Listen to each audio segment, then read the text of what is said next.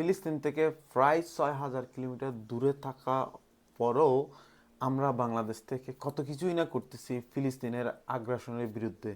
মিছিল করতেছি, মিটিং করতেছি, মার্চ ফর গাজার মতো একটা বড় জনসমাগম করতেছি। কিন্তু ফিলিস্তিনের পাশের আরব দেশ, ধনী মুসলিম দেশগুলো কি করতেছে?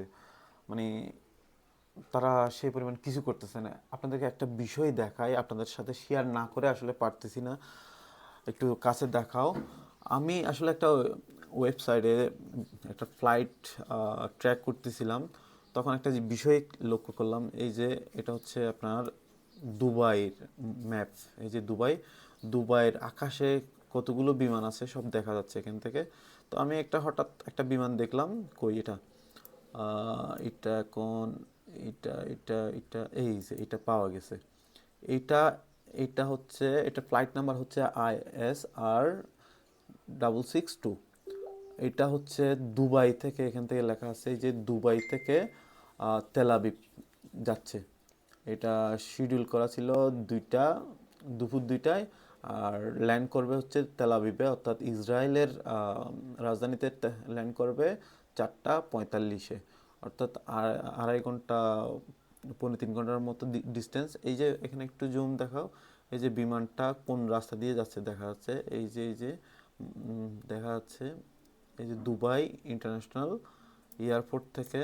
এটা হচ্ছে দুবাই ইন্টারন্যাশনাল এয়ারপোর্ট। এই যে দুবাই ইন্টারন্যাশনাল এয়ারপোর্ট, এয়ারপোর্ট থেকে টেক অফ করে এই যে এই পথ ধরে যাচ্ছে কোথায়? ইসরায়েলে। আমি বিমানটার ছবিটা দেখাই আপনাদেরকে বড় করে। এই যে দেখছেন, ISR, এটা ইসরায়েলের একটা বিমান। তো এটা দুবাই থেকে যাচ্ছে ইসরায়েলে, আর এটার রুটটা দেখায় কোন পথ দিয়ে যাবে।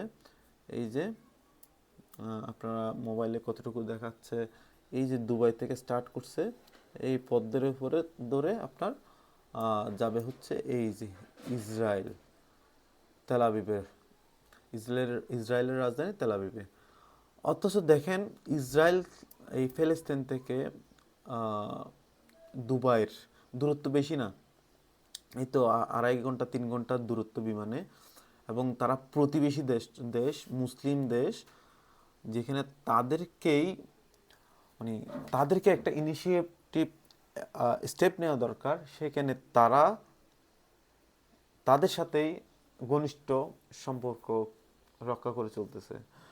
মানে আমাদের দুর্ভাগ্য কোথায় আসলে? আমাদের মুসলিম উম্মাহ, আমাদের মুসলিম দেশগুলোর অবস্থা কোথায়? দিন রাত মানুষ ওখানে মরতেছে, কিন্তু সেই ইসরায়েলের সাথে দুবাইয়ের সাথে সম্পর্ক, বিমান চলাচল করতেছে। মানে আর আমরা দুর্বল রাষ্ট্র হয়ে প্রতিবাদ করতেছি। আমরা তো সেভাবে কিছু করতে পারবো না, কিন্তু ওই সবল রাষ্ট্রগুলো, ধনী রাষ্ট্রগুলো যদি চায়, এই তেল সমৃদ্ধ রাষ্ট্রগুলো যদি চায়, ইসরায়েল এক মুহূর্তের মধ্যে ধূলিসাৎ হয়ে যায়।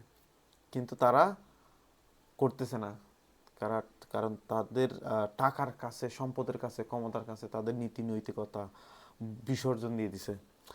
এটা আসলে মুসলিম উম্মার জন্য খুবই দুঃখজনক। শুধু মুসলিম উম্মার জন্য না, মানবতার জন্য। যে ফিলিস্তিনে এত এত মানুষ মারা যাচ্ছে, ইসরায়েল এত এত বোমবিং করতেছে, তারপরেও তাদের সাথে এভাবে সম্পর্ক রেখেই যাচ্ছে। আসলে এটা দুঃখজনক। দুঃখ প্রকাশ করা ছাড়া আমার আসলে কিছুই নেই। আসসালামু আলাইকুম।